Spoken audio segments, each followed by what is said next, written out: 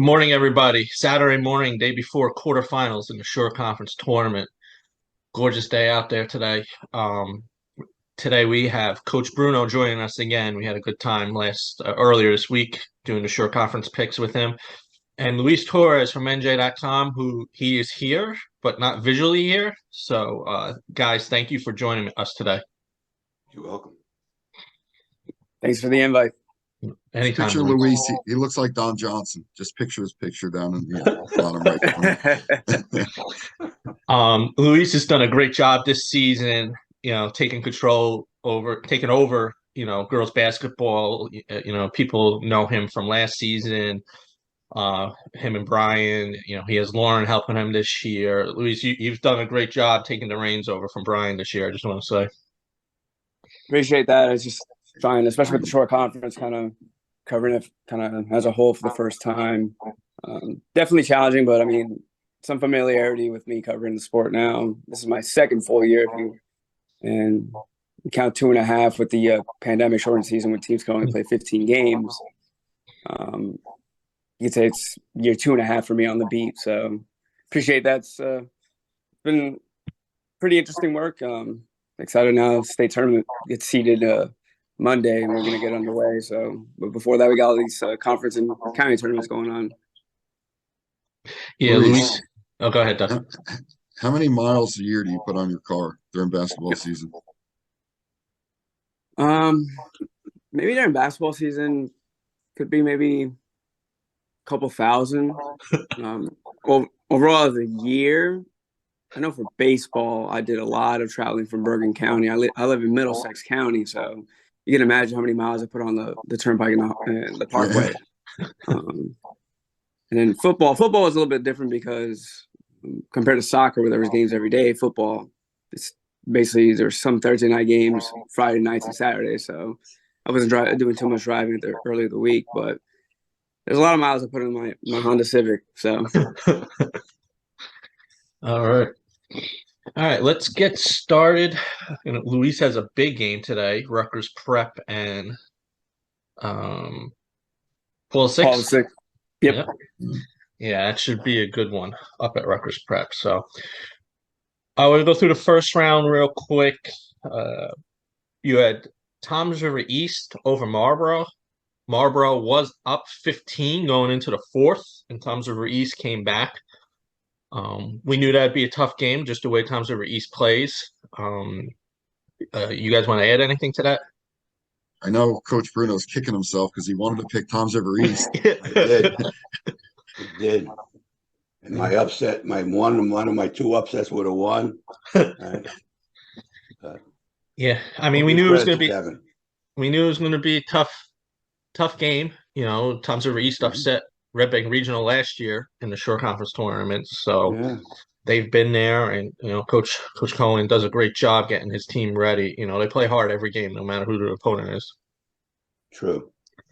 And their two big players stepped up. That was we talked about Murphy and Shupak, and they both stepped up and led the team scoring. Yeah. Next game, Howell Central Regional. Not much to say there. Howell just controlled that whole game. If they had 5 scores, scored double digits, you could get that kind of balanced scoring. It's tough to defend. Absolutely. Jackson beat Monmouth. Zoe, huge game. I think that was her career high. Yeah, that game. She's just playing better and better, and which is a good sign for Jackson going into the states. Yeah, she's gotten healthy as the season's gone on. Yes. Which means the first 6 or 7 games of the year. Yes, and then she came back. She looked a little slow, and then she had, I think, a little illness after being back for 2 weeks. So now you could see she's fully healthy, and you see what she does when she's healthy. She really can't be stopped on the offensive end, really. Yeah, 33 points in that game, only 5 free throw attempts. Yeah. So. Yeah. The thing that stuck out that game too, Chloe only had 3 points, I think, that game, which they didn't need it, but they're gonna want both of them clicking during state run. You're gonna need both of them. Yeah. Manchester defeated Point Beach. We all had Manchester 55-34. Another one of just typical Devon's game, taking over. And we figured Point Beach had nobody that was really going to be able to slow Devon down that game. Red Bank Regional beat Kingsburg 59-23. We all expected that. Kingsburg probably excited that they qualified for the Shore Conference tournament. We know how much, people say, oh, some of these games are going to be blowouts, which is true, but you don't know how much it means to a program that they just qualify. Keyport tried desperately picking up a game that deadline day. They couldn't get one just to say, hey, we qualified or give a chance to qualify. But RBR, they had no answer for Holloway that game. Her height just dominated, which is something we kind of figured. Rainey defeated Long Branch 45-40. Doug and I were at that game. Some bad shooting in the first quarter. The percentage was really low. Poser had a really good second quarter. She could shoot the lights out. One of the most consistent three-point shooters I've seen this season. And Morgan, got her last name. The one that she was hitting the threes in the second half. Kota? Yeah. Kota. Apologize. But she had a big second half, couple threes, couple shots inside. But Long Branch, Coach Bruno saw them this past week against Barnegat. No real size, but they're scrappy. Rainey did have problem with Vincent, their center, Long Branch center. She had a bunch of offensive rebounds, putbacks, and ones. And, she's a soccer goalie. Gotta throw that in there. So, Long Branch is a fun team to watch, the way they get at it. But Rainey, closed them out, ended the game 45-40. All right. Next round. Next round's actually listed as first round on NJ. You did miss I think you did miss one first round game. Yeah, I did. I missed. Thank you. Shore Barnegat. Will is gonna kill me for that one. Shore won 49-38. It was a very close game, even a couple minutes into the fourth. Shore, their defense got a couple steals. Reese hit a couple big threes in the fourth. Martin got a big rebound, a putback and foul, 3-point play, and it kind of put the game away for sure in Barnegat. But Emma Thornton had a huge game that game, 30 points. I got texts from Shore people saying, she was killing them. So, Coach, I know you could add something on, that game probably because you know Barnegat pretty well. Yeah, that was a real exciting game actually. That was, I think 20-20 at half. Yep. I think after 3, I believe it was Shore up 2. Yep. And there were two calls that could have gone either way that went against Barnegat. Mm-hmm. And Emma had gotten drove the lane and she was taking a floater at the same time the other girl slid under her. Ball went in. It was like a 3-second delay, and he called it a charge. So that's and she was 11-11 from the free throw line. She was like just hitting the net. So that was 3 points there. And then a few minutes later, I believe Drehos was her name. But she drove the lane, and Karen McCoy she wasn't bodied up in front of the basket. She was on an angle, but still, I didn't recall her moving. It was an N1 play called the block and basket count. So there's 6 points. I think those 2 calls really that was proved fruitful for Shore. But Shore did a really good job of running their diamond half-court press. He took it off early on because Barnegat broke it very easily. And when they didn't expect it, he sprung it on them in the fourth quarter, and they had a couple of steals there as well. So it was an exciting game to watch.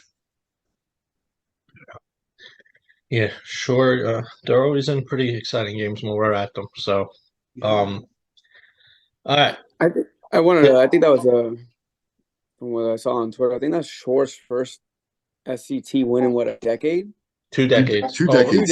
They think they actually might think it might be close to 30 years.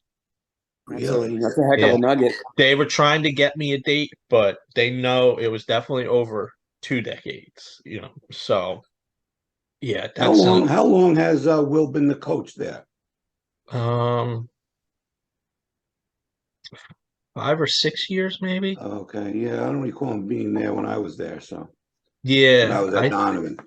I think this is his 5th. This might be his 5th or 6th year there. So well, I'll tell you, the team is they run their sets very efficiently, especially against the zone. It didn't really surprise me that their game against Rumson was that close. So kudos to Will and his staff for doing a good job scouting Rumson as well. Yeah, we'll get to that game. That was definitely an exciting game. All right, first, St. John Vianney played Toms River East, the 1 and 17 seed. No surprise there, 87-20. Nobody's, in my opinion, nobody's going to touch St. John Vianney.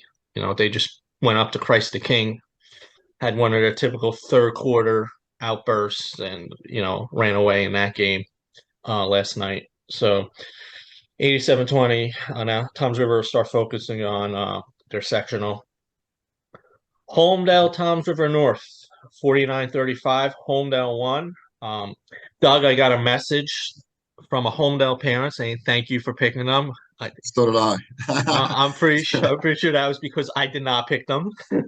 Listen, I appreciated that, but I'm not sure they'll be too happy if I pick this week. But hey, they got to win, and they turned the tides on North, who beat them by 5 the week before. Yeah. They did. They a lot of big adjustments, and Mackenzie, played that game. We knew she was going to have, missing that first game. Megan probably wasn't going to have the easiest time, and Megan only scored 7 points. Yeah. How often does Megan Sias not score double digits? So, right there's a big difference. Torres did have a pretty good game for Toms River North, but Homedale, they're 3 leaders. Alexandria, Allison, and Erica. What you expect, your leaders to do in that game. They led them to victory. So congratulations to Homedale. Moving on. Luis, you want anything to add on that game? Yeah, I mean, just talking with you guys, I think it was we were at Rancocas Valley. You guys were saying, just how good Homedale is going to be kind of as the season's gone on. You got a top 10 seed in the short conference tournament. I think they're going to be a team to kind of watch here once the state tournament begins here in Central Group 2, which, it could always be. It's always tough. Being in that same section as New Providence and Manasquan and Rumson. So, but they got some players. They didn't play. It's a pretty good win over a TRN team. I think in our rankings we had basically the top 8 all year. Mm-hmm. And I recently just moved to Homedale into that number 10 slot. And that's a good win for Homedale. Now they get a division opponent here in the quarterfinal round. So be tough, but go ahead, Doug. Yeah, no, they've got all their players healthy now too. I know Alexandra missed a game or 2. So adjusting to a new coach earlier in the year. Yes. And now they're starting to round into form, and they do have some. They have 4 legit players, and they can do some damage in Group 2, like Luis said. But that's such a tough. Central 2 is such a tough section to get through. It's easily. Even last year. We know how good Manasquan was last year, and we kind of knew it was just Manasquan. And this year, it's almost the same. It's the same top 2 teams in terms of New Providence and Manasquan, and that's easily one of the strongest sections, especially top and middle, that you'll find in the state. It's going to be tough to get out of there. There's always going to be good games, especially probably once you get into the quarterfinals and on, in that section. But Homedale, give them a shot to probably make a run here. Just depends on kind of what seed they're probably going to get. once the state tournament's seeded here on the PowerPoint's cut off. Today is the cutoff, by the way. So everything's got to be in by noon tomorrow. I mean, right now they're third right now. They're third right now, which is, I mean, I know you'd be playing Manasquan in the semis if it kind of lines up that way. Yeah. I just looked. They got 52 points. I think me and Luis, we talked about it yesterday on the phone. They got a lot of points for that Toms River North win. Mm-hmm. Yeah, I mean that's because of the amount of wins that Toms River North had.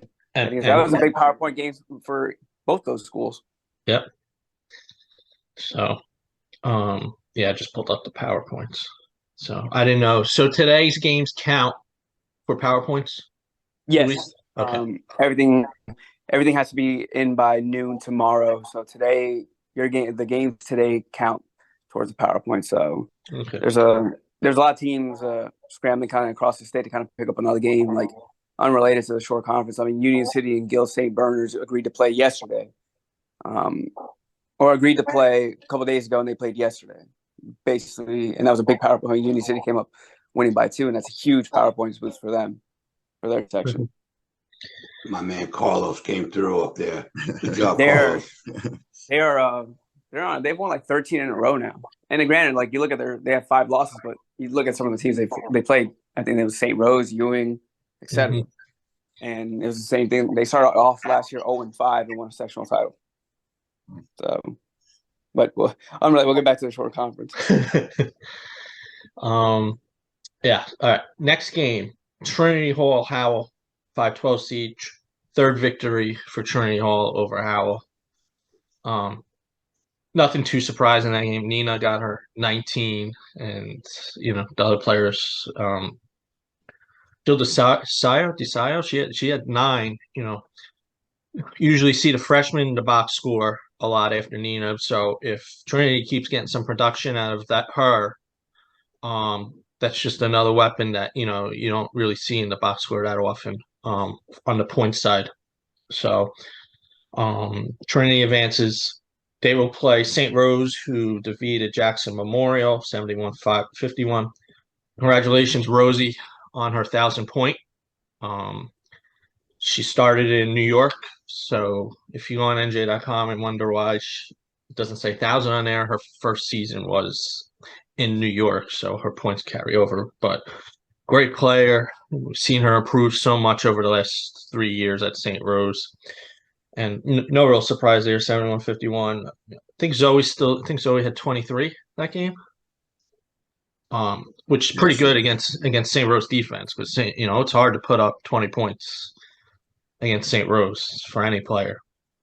You know what I love about Rosie's 1,000th point is that she's a team player. Like she thinks pass first. Yep. She doesn't take 30 shots a game. Nope. She's very, very efficient with her shooting. So for her to get 1,000 points, I thought that was really good. Yep. And plus you throw in her first year here was a COVID year, half a season. Mm-hmm. So congrats to Rosie. Next game, Manasquan, Manchester. Manasquan won 81-26. Doug, I'll let you were there. There's not really much to talk about.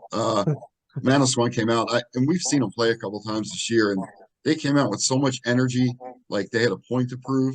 And we knew McKenna Carlson would be on Devin most of the game, and she did a great job. I mean, Devin scored 19, which is 19 below her season average. When McKenna got tired, they put Jordan Hollowell on her. They put Hope guarded her a little bit. I mean, they just kept throwing everybody they can. In the second half, they doubled her as soon as she got over the half court line. They forced her to take some bad shots. But I've also never seen Manasquan shoot that well this year either. They had to be close to 75% from the field for the game. I mean, their ball movement was great, created a lot of open layups. They were hitting their threes. If they play like that, we talked about Group 2 a little earlier. They could if they play like that, they could beat anybody in that group and could make it to the finals of the short conference. Yeah, we've been waiting all season to see that Manasquan team because we know the talent is definitely there, and It could be coming at just the right time. And I think coming off the loss to Ewing before that, Mm-hmm. where they were kind of up and down in that game, I thought they struggled a little bit with kind of Ewing's physicality, athleticism, that Lisa was going to get her team ready for Manchester. I didn't get a chance to talk to her after the Ewing loss, but we were talking beforehand, and I knew once they lost that game, I was like, I think they're going to be ready for whoever they're going to play in the short conference tournament. It just ended up being Manchester. I mean, Doug was saying, they hit 11 threes in the win. I mean, it's a lot of open. That's a lot of 3-pointers. Yeah. So yeah, for a team that doesn't really shoot a lot of, a lot of their points come from ball movement, getting the ball inside.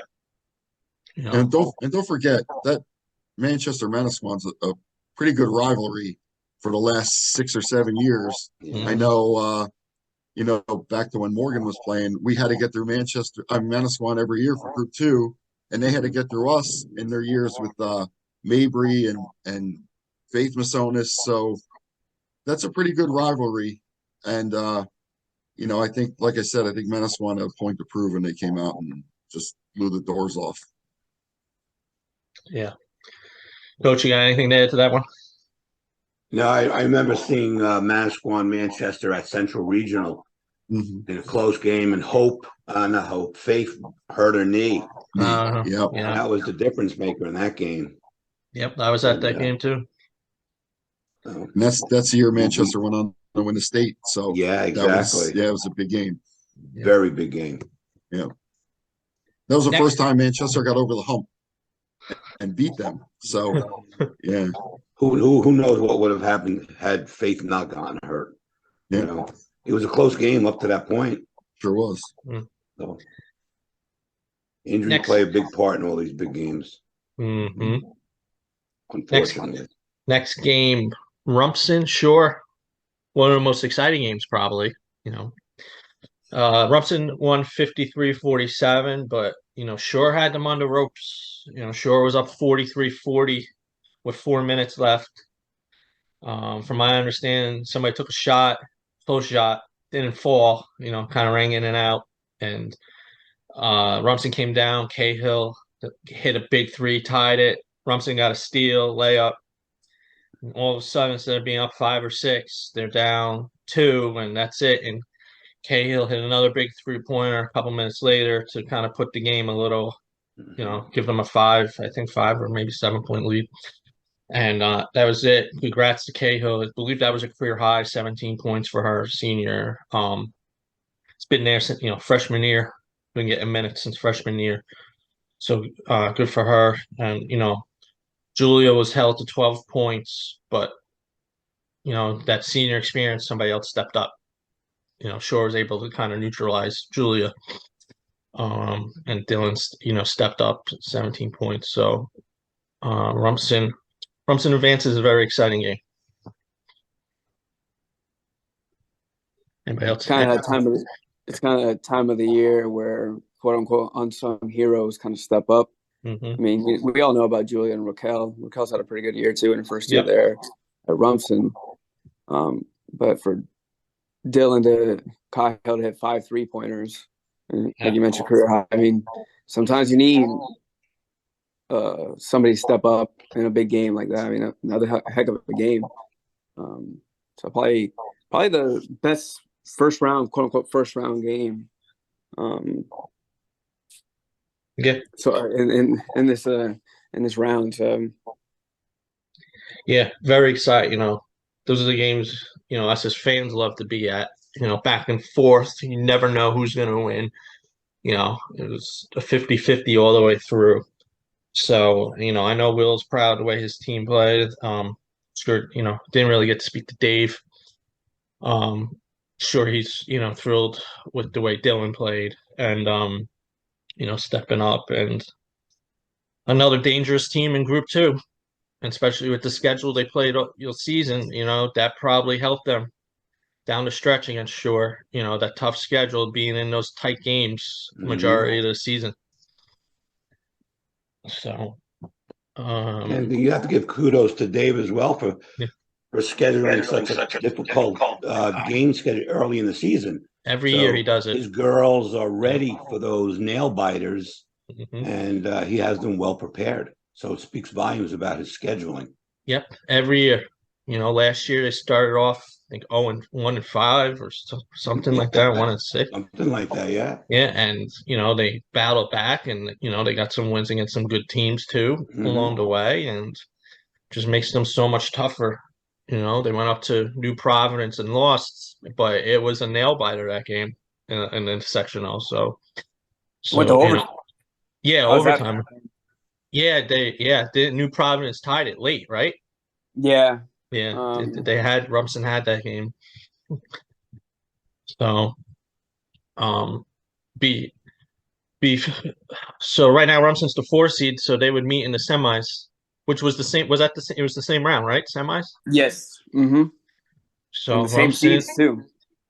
yeah, When Rumson it was the 2-3 matchup. 2-3. Yes, yeah, because Massachusetts had to 1. So Rumson looks like they'll be making that. If everything works out for them, they'll be making that trip back up to New Providence. Hopefully for us Shore fans, different results. Next round, Ocean defeated RBR. Ocean had a bye first round. Their first Shore Conference win since 2014, I was told. Good test for Ocean because RBR has some height, and Ocean has Benton who has some height. So congratulations, Ocean. They keep rolling, and Caden led them in scoring, but really balanced.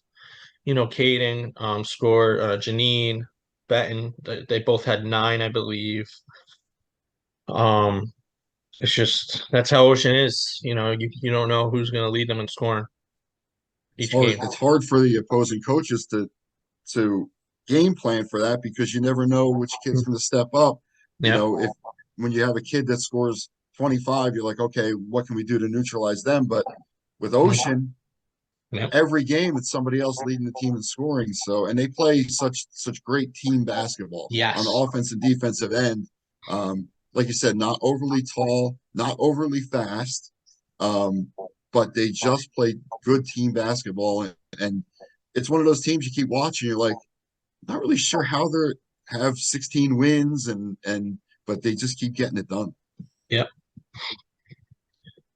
Luis, you haven't seen Ocean yet, right? I have not. Okay. Like you guys were talking about the balance scoring. I mean, Caden Clark was their leading scorer with 11. Yep. Everybody else kind of chipped in. I mean, Ellie and you mentioned Ellie had 8, Janine and Gamila had 9. So balance scoring, like Doug was saying, will go a long way. Yeah.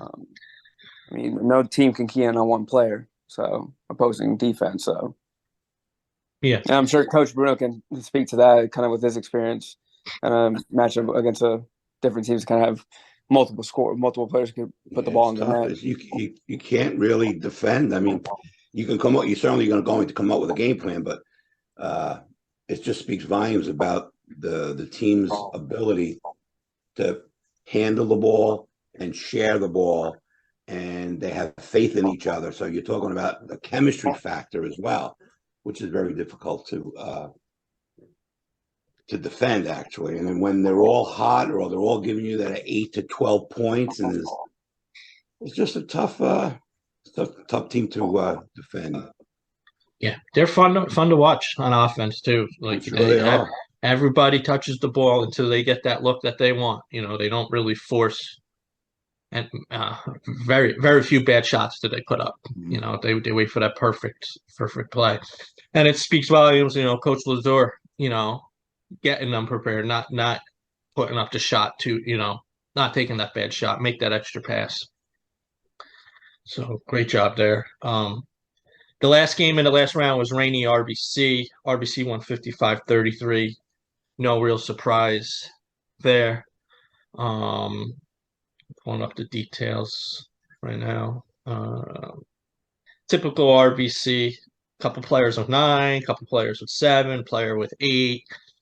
That's been the stat line 95% of the games for RBC. Yep, You know, and that's another one where, you never know which kid's going to step up and lead the team in scoring. And they've got, when we talk about Ocean, there's 4 options. That's 10? RBC. I mean, they have 10, 11 options that kid could go for 15 to 20 a Yeah. game, and Yeah. nobody would be surprised.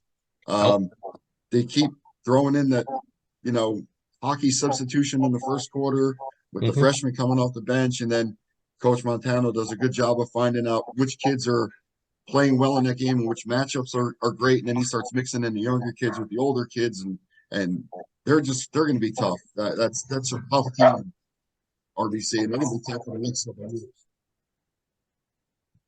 Yeah, they're fun to watch too. They're freshmen, getting up and down the court. They're a fun team. And just think we got three more full seasons of watching that team grow. They've scored Red Bank RBC scored almost 1,500 points this year. Their leading scorer has scored 200. Yeah, I mean, And that's a good stuff. Addy, right? Yeah. Yeah. Yeah. Yeah. How many? Yeah. You just don't know who's going to step up in what particular game.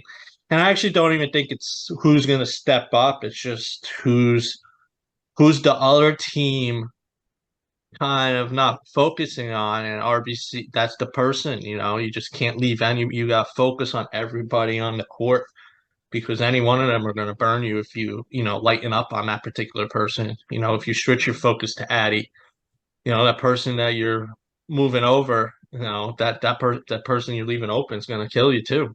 So, and they have their starting 5, and then they have the 5 freshmen that come in, and teams that don't watch them regularly are not prepared for that change of pace when those freshmen come in. They are up and down the floor. Yeah. So yeah, it's when they get to states and teams see them for the first time, it's going to be a shock to their system. You got the starting 5 that plays pretty fast, but they're big. Yeah. But then you put those 5 freshmen in, and they're like, Yeah, they run their offense with the starting 5. Get the shot, and then like you said, the 5 come in, and all of a sudden it's fast breaks, and it's mixed up. It's fun to watch, and good luck trying to game plan for it. Coach, how would you game plan for that? How would I game plan? Like I said about Ocean, when you have a team like Ocean that averages, 4 or 5 girls averaging 8 to 10 points, and the RBC is a much different type of team. You just have to be true to whatever defense you decide to play. You can't pick out a girl and say, okay, when this girl comes in, we're going to do this. When this girl comes in, we're going to do that. We just have to play. We play a 2-3 zone. I don't know what happened to me. What happened to me? I don't see myself. We see you. You're still there. Okay, I'll just keep talking. I don't know what happened. Yeah. Probably did something stupid. There I am. Okay. I would just be, if you play a zone, well, make sure your slides are proper. You have your box out. You're doing everything that you've done all season long. If you play man, make sure you have help and recover. Maybe throwing a trap from time to time. What I did at Donovan on a few occasions, if I was playing zone against a team that could really hurt me, like it was in Manchester, we had some big battles against Manchester. Manchester had some good players, all averaging 8 to 12 points.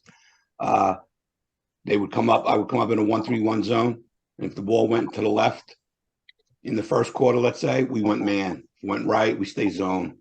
And it doesn't work all the time, but just little things like that could just throw off a team.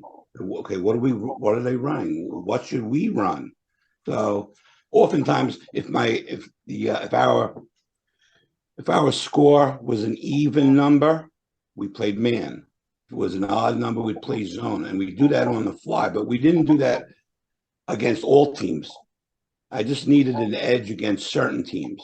So maybe that's how you defend RBC. I don't know, but Joe's a pretty smart cookie. He can recognize what the hell you're doing. So I think whoever plays them just has to play true to their defensive mindset. Good advice. Sorry. I was pulling up last year's bracket for some reason. I can't find it though. All right, ready to do previews? Yeah. Game 1 on the day tomorrow at Middletown South. 1 seed St. John Vianney, 9 Homedale, 10 a.m. tip off. Doug, I'll let you start it off. All right. So, as we said, SJV beat Tom's River East in the first round. Homedale beat North. These teams have played twice this season in division. SJV won the first game 80-24. SJV won the second game 71-34. My feeling is even if Homedale cuts those deficits in half, it's still a 20-point game. So Yes. I don't think anything real is going to change. Homedale is playing better. They may keep it a little closer, and they have nothing to lose. They come out, play what they can, do what they can, and I just don't think it's going to matter. St. John Vianney's going to win. I agree. Yeah, I agree with that. Hope Homedale keep it good, close in the first half. And then everybody knows St. John Vianney second half.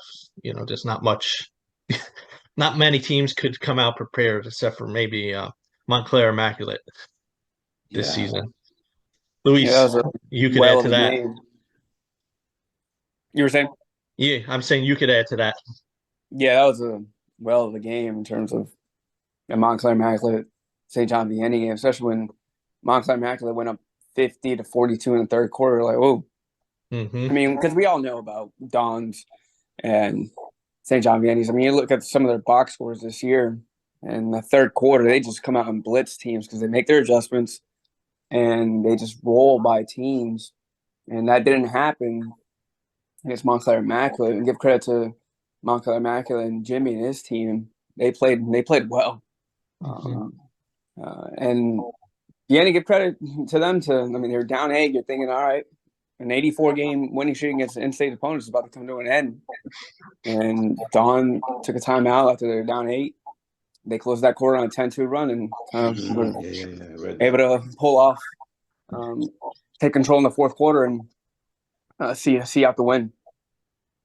Yeah. By the way, I know she has the horses, but who's better at making adjustments on the fly at halftime than Dawn every year?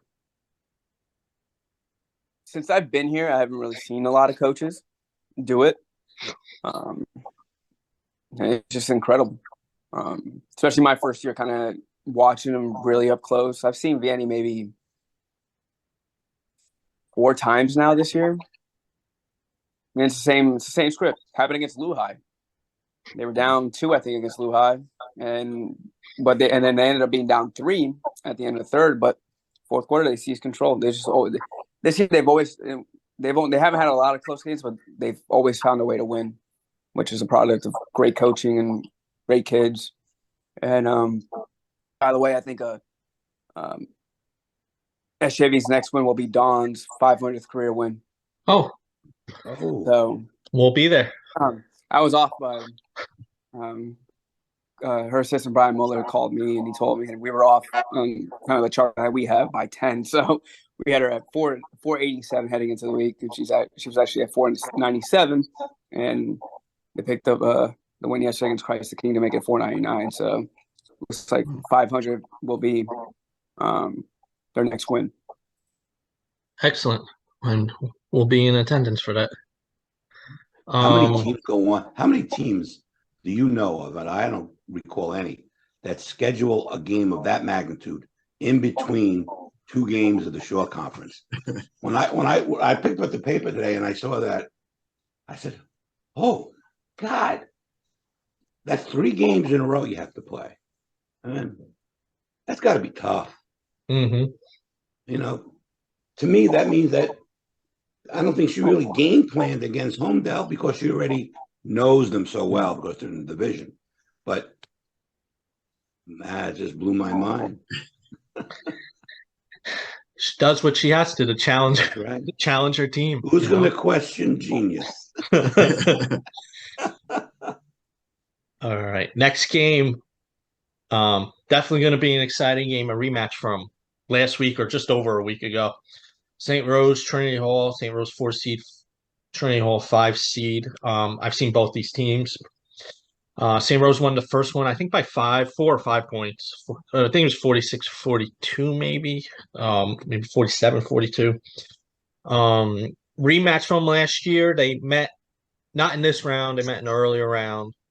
Trinity Hall beat St. Rose pretty convincingly last year in the short conference, but St. Rose was not at 100% that game. Unsure if that would have been a factor. Um, it's gonna be a very exciting game, a defensive game because both teams play very tough defense. Doug, what do you got for this game? You just said it. The two teams play very similar basketball. Mhm. Again, not that we know Nina is the elite scorer for Trinity, but she's got a lot of help on the offense and defensive end. We know St. Rose plays great team basketball. They did play on February 4th, and the score is 48-43, St. Rose. St. Rose, of course, would like to push the pace on Trinity. Trinity plays a pretty steady, even pace game. They get up and down when they can, but they're also comfortable playing their sets. I think Trinity wins this game. It's going to be very close, but I think Trinity Hall is going to win and turn the tables on St. Rose. I am taking St. Rose, obviously. Homer. Yep. Coach? Well, I know last year, like you said, I didn't know St. Rose was had a few injuries last year when Rosie was hurt last year. Oh, Rosie, yeah, what a player she is. Mhm. And this game is being played at Middletown South, you said? Yes. If this game was played at St. Rose, I would choose St. Rose because of the revenge factor. You want to go back and beat a team that beat you the previous year in the short conference. But I just like how Mike has his team playing right now. Mm-hmm. He's building a beautiful program up there. In fact, started from nothing. People kind of dismissed him early on. They were laughing stock actually when they first started. But look at what he's done. Yeah. And I know both teams play great defense. They're not going to hurt themselves, but this game probably comes down to a few possessions. I also like Trinity Hall. Okay. Luis? Why don't we have an even split? Yeah. I've seen St. Rose twice this year.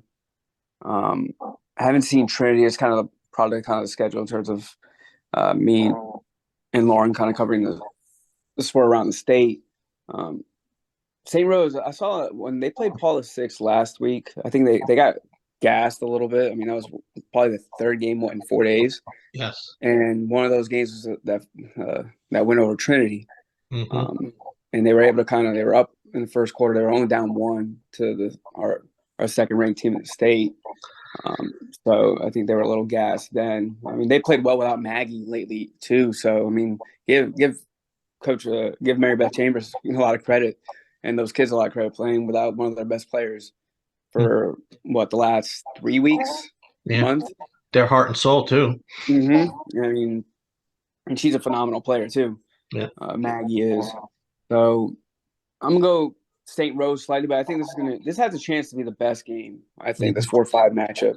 I mean, Trinity. I mean, just following what Nina's been doing all year. She's had an incredible year. I mean, and Trinity's been one of our top 20 teams since I think our second top 20. They've been consistently there. They're number 18, I think, right now, off the top of my head. But Nina's had a great year. Tegan Drennan as well has been good.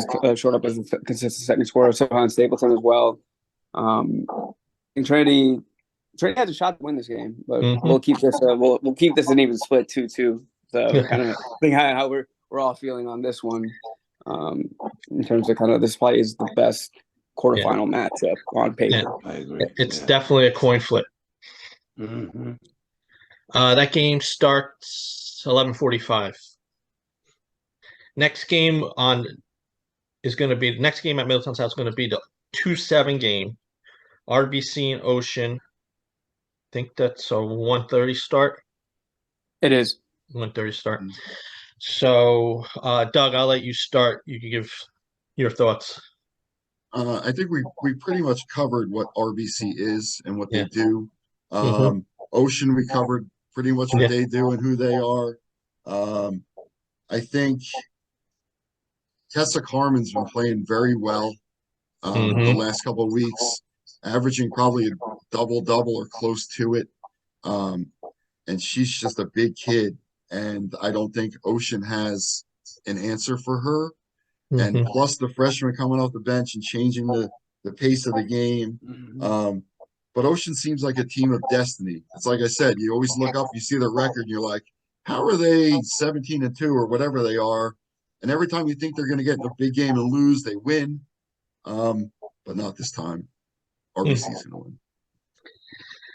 Coach? Yeah, I can't see RBC losing this game, but as much as we said that St. Rose and Trinity are going to be a very exciting game, play close game, I think this might be the most fun game, only because Ocean, like I said in the previous podcast, they're playing with house money right now. Mm-hmm. Okay. And they're going against one of the best teams in the short conference ever. They're going to go in there full confidence. They're going to do what they do best. Mm-hmm. They're going to try their best to defend the hockey rotation system that Joe employs this year.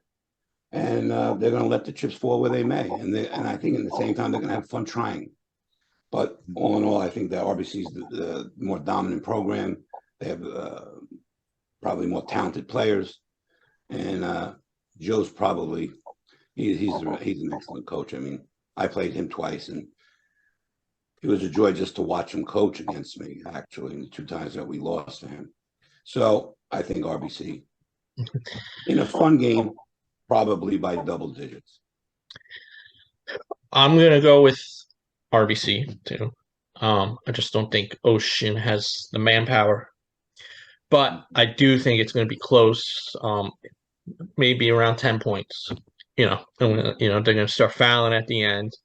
It's going to be a 5-6 point game, I think, and then Ocean will start fouling to try to slowly, get more possessions, and RBC will hit their free throws, which we saw against St. Rose. They hit their free throws, which was, to me, hurt them in previous years, was their foul shooting late in games.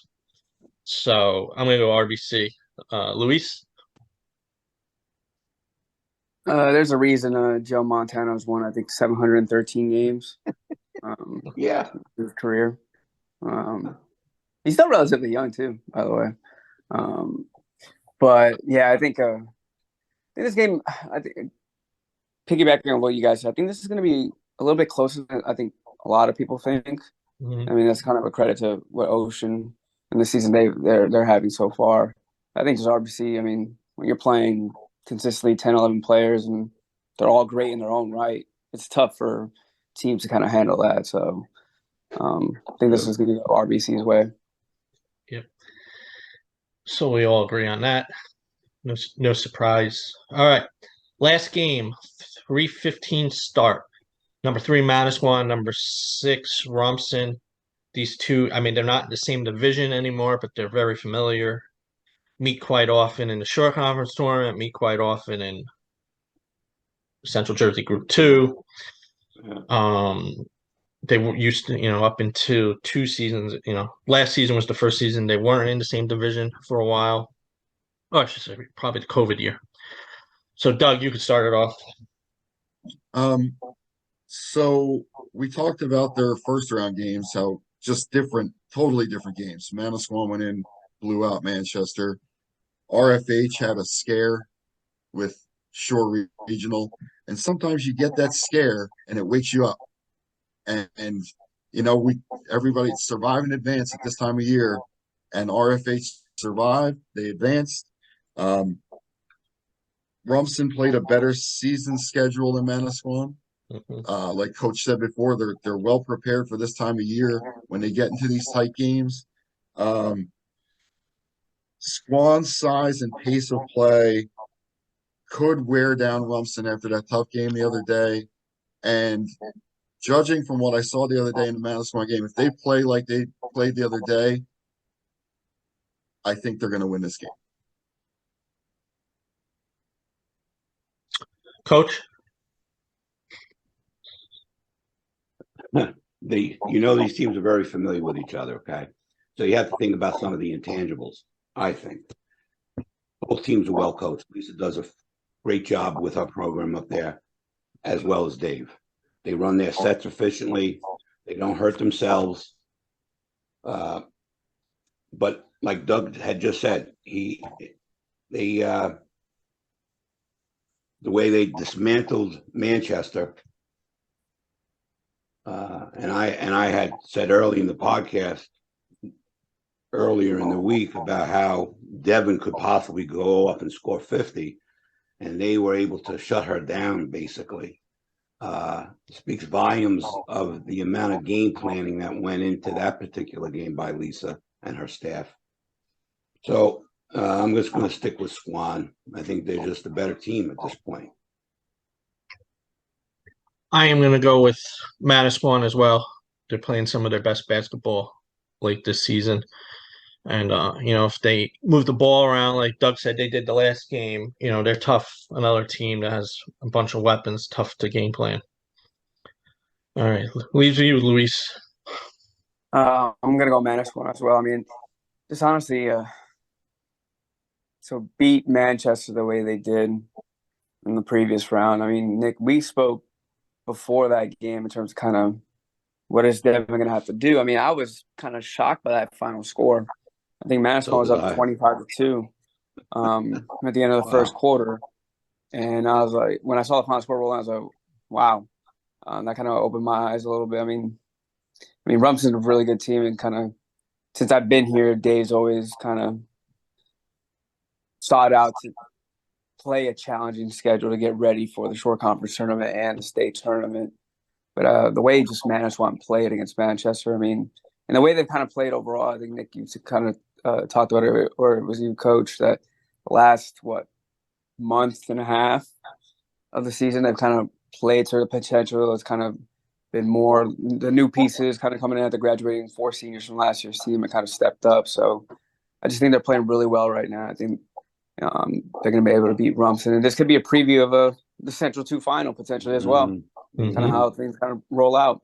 So maybe they see each other here in a few weeks too. The huge X factor for Manasquan in the last month has been the addition of Carly Lipinski. Also, that addition has been phenomenal for them. I think it's a different story if she's not playing for them. It could be some of those games that they won. They may have been closer, may not have won, but she's been playing tremendous basketball off the bench for Manasquan. Yeah. What's that name, Coach? Pinsky. Transfer from Ranney, correct, Nick? Yes. Okay. Yes. Guard, forward, Center. big. Yes, big tall. kid. Yeah. Okay. Yeah. Yeah. Moves very well. Very skilled. Okay. Are up close against Ewing, and a little bit against Shawnee down when we were at Rancocas Valley. Mm-hmm. So kind of changed them a little bit. Yeah. When she came in that Ewing game, that Shawnee game, I always confuse those two schools. I don't know why. She was positive. Gave some positive minutes off the bench in that game, kind of swing it in Manasquan's favor because Manasquan was struggling a little bit that game. So, all right, that's the quarterfinals. I don't think are we going to predict the semifinals or no? When is that? Wednesday? It's Wednesday. Yeah. Wednesday. I think. Wednesday. Yeah. Wednesday. SJV and RBC. That's my prediction. I agree with that. SJV, RBC. Coach? If I had to stick on a limb, maybe I'll just go SJV and Squan. Okay. And Just Luis? because that new girl is there now. That's the only reason. If I didn't know that information, I'd go with RBC. They like another intangible. And Luis? I'll go SJV RBC. I think they've been on a collision course since before the season started. So, but like Coach said, Manasquan might have something to say about that. Yeah. Yes. I think also SJV RBC is a game people have been waiting for a couple seasons now.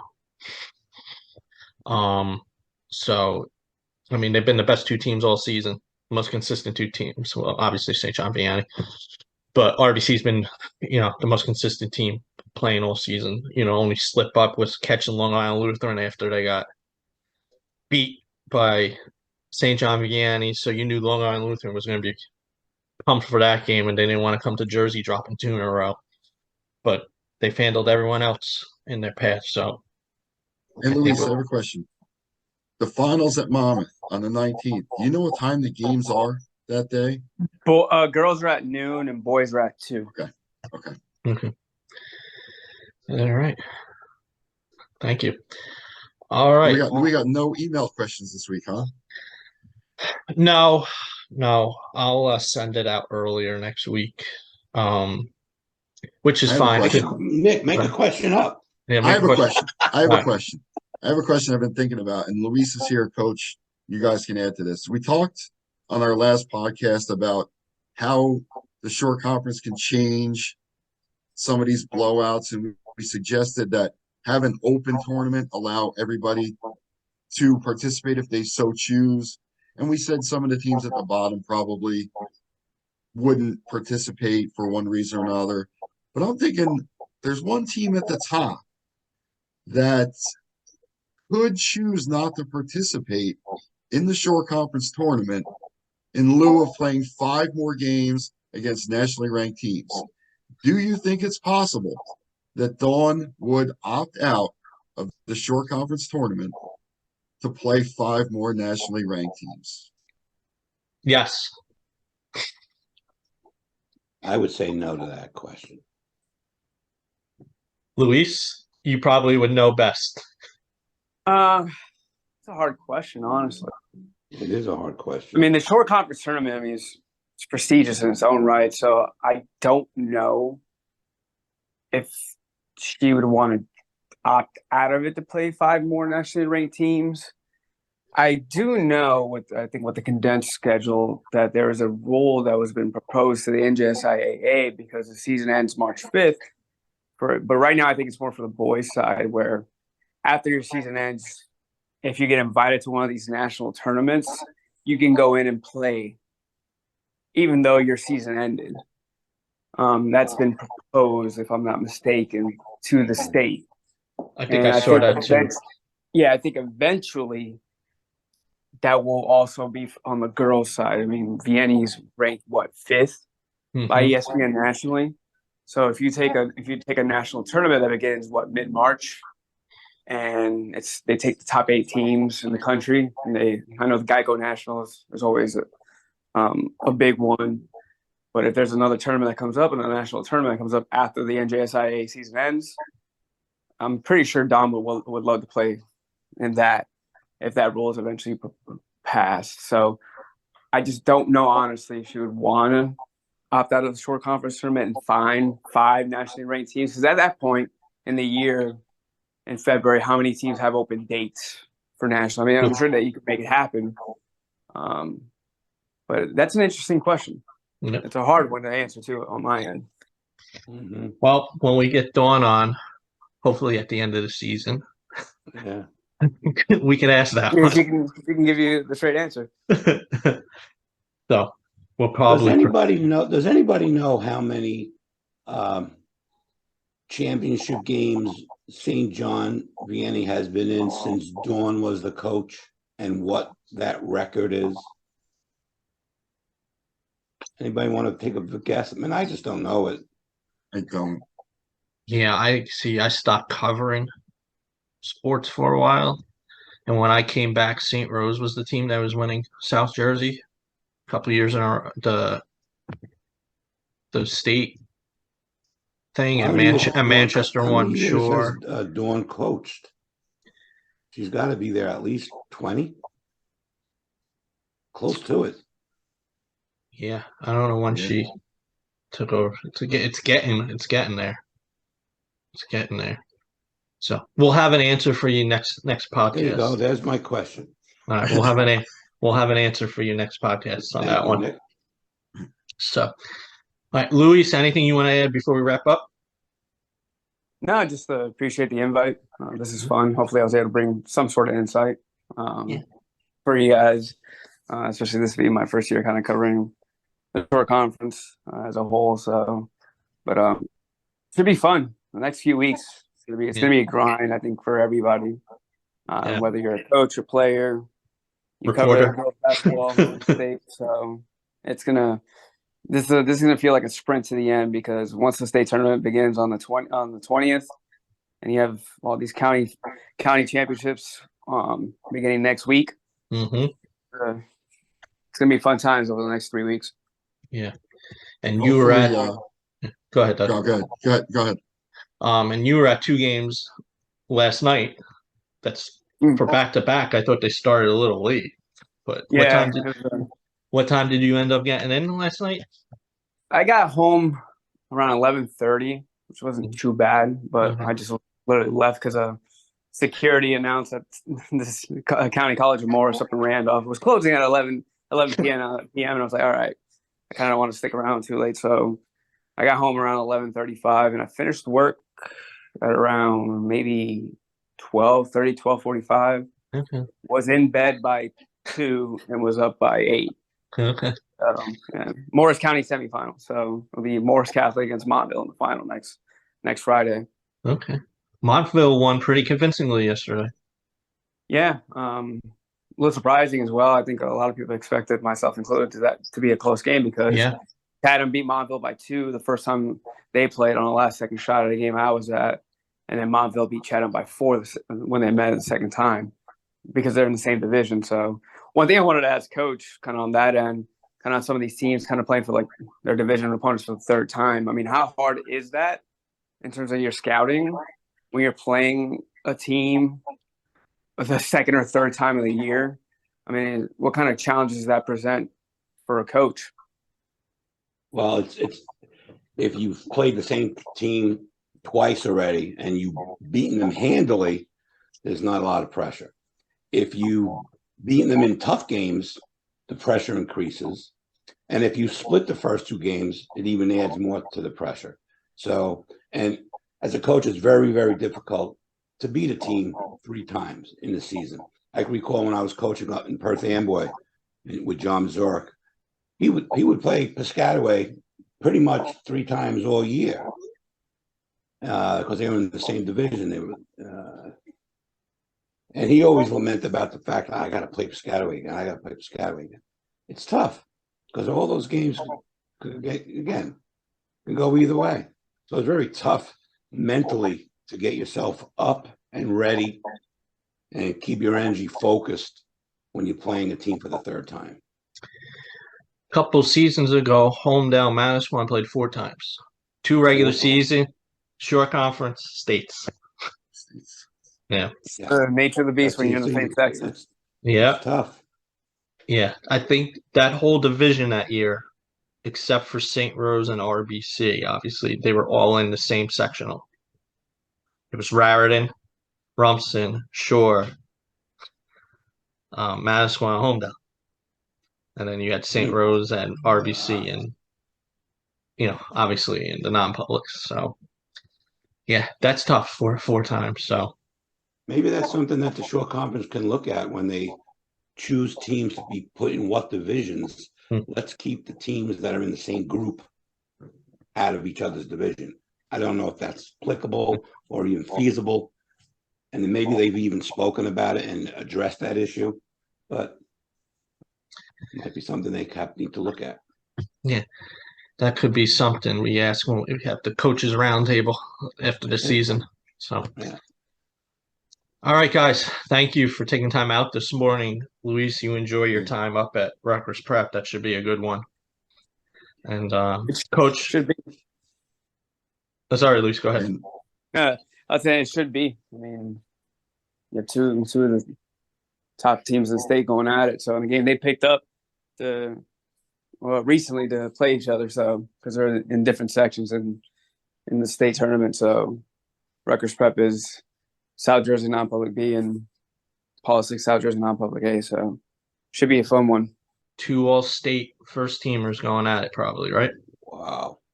I mean, Hannah Hidalgo is a McDonald's All-American, and Michaela Blake's is playing at a ridiculously high level. Yep. this season. So Yep. I mean, like it's been insane to watch this year, especially Hannah, what she's been able to do, and Michaela as well. Yeah, great player, Hannah. All Hey, right. Louis, Hopefully nice we meeting you can, today, Louis, and I hope your pay is commensurate with the amount of mileage you put on your car on a daily basis. Thank you. But you're doing a all great right job. over It was a pleasure talking basketball with you today. Yeah, appreciate it as well. hopefully we can get you gentlemen both back on when we do the short conference final preview and Yeah. preview the first round of the state sectionals. So Yeah. If you two are up for that. I know coaches. I'm ready. coach has to get his prediction record back up, so he's ready to come back on.